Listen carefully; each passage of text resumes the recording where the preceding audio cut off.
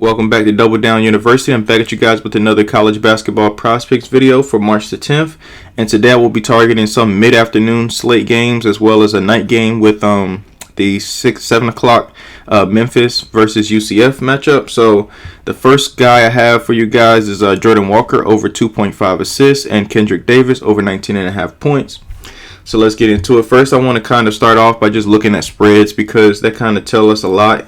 And I want to kind of have a spread under 10. And I talked about it in previous videos, why it's important to have a spread under 10 coming down the stretch in late games where it might be tight, where there will be other team that's down will be forced to foul and have maximize more possessions, where that most of the guards and stuff that they foul in the backcourt will have more touches to or more free throws, I should say, down the stretch to kind of get over these totals.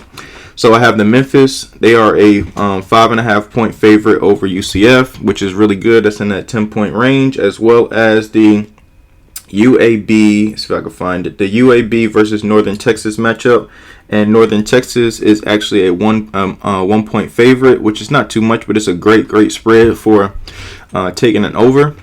So let's get into it. So in the first matchup, Memphis versus UCF. Memphis plays at a 17th fastest pace in the NCAA, and UCF is more of like a slow-paced team. They're not pretty much trying to get the ball up the court too quick.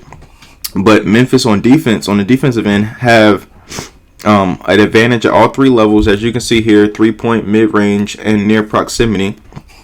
And for Memphis offensively, they only have a near proximity advantage. They're pretty much even on 3-point and mid-range. They kind of, they don't have an advantage there, but I could still see Davis being able to get his shot off and being able to score in those mid-range situations as well.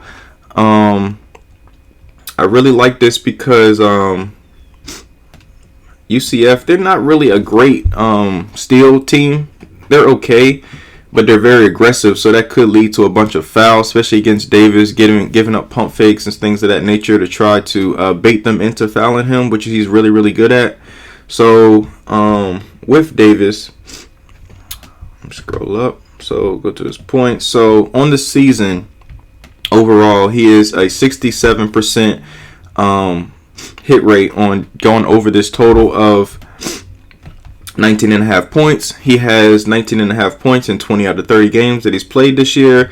And as you can see, similar to all the players I normally pick, is guys with high shot volumes. So that shoot the ball at a high rate.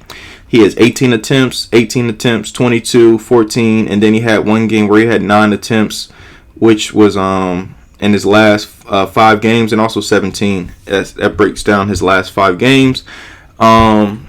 As you can see, he averages 16 attempts per game. Last 7, he averages 17.3. Last 5, 16.2. Against UCF, he averaged 16 shots. And then also his 3-point attempts, he averages at least 5 3-pointers a game attempts. So that's a pretty healthy number as well. Free throw attempts, he averages 7.8 free throw attempts. And against UCF, he averaged almost 12 free throw attempts against them. So like I said, he's good at baiting teams into getting them into cheap fouls where he can get to the line and get free points. And then in the matchup against UCF, he had 42 in the first game and he had 10 in the second game. I'm not too worried about the 10-point game because those type of things happen in college. A lot of times they're not really super consistent, but as long as you have a player that's putting up a lot of volume, that more than likely they will go over this total. And let's scroll down. See, look at right here. So the first time they played, he had 23 free throw attempts and he made 21 out of the 23. So that's 20 of his points. Pretty much he got 20 points at the line. And then against UCF, the second time, he didn't really get to the line at all. So that kind of warrants why he only had his 10 points, because he had, let's see how many field goal attempts he had. So he only had 9 attempts in that matchup, which is pretty odd or strange for him. So that was kind of an anomaly. But it's tournament time. Memphis trying to make a statement. They want to go ahead and match up against Houston again, because they lost a buzzer beater on Sunday to Memphis. So in the last game of the season, so I'm pretty sure they're motivated to try to meet them again in the championship game in their conference. So I really like Davis. He is more of their go-to scorer in this matchup since he's back in the lineup because he missed the last time they played against Houston. So I really like him in this spot as well. Moving on to the next matchup, we have UAB versus Northern Texas. UAB is more of a fast-paced team. They're 38th in the country in pace of play. And same thing for Northern Texas. They are a slow-paced team. They like to walk the ball up the floor. The thing about it is UAB doesn't have an advantage at anything except for near proximity, which is fine because a lot of times in these matchups they may not have an advantage, but you can clearly see that advantage in game. This is just numbers perspective. So, but the one thing about this Northern Texas team is they foul a whole lot. As you can see here, they are 334th in the country at free throw attempt rate, so they foul a lot. So you could have a potential hedge spot with his PRA, Jordan Walker. But today we're going to target his assists just based off of numbers wise. So if we scroll down and go to the UAB Northern Texas and click on Jordan Walker, let's go to his assists. So for his assists, he is 73% on the season at going over 2.5. So getting 3 assists. In his last 30 games, he is a 73% hit rate of going over. He's went over 19 of 26 times.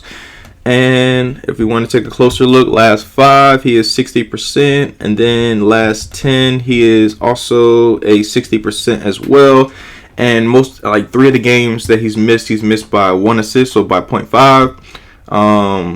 I really like him in this matchup, especially if they push the pace and be able to get out in transition to be able to score. As you can see, last time he played them, he had 4 assists.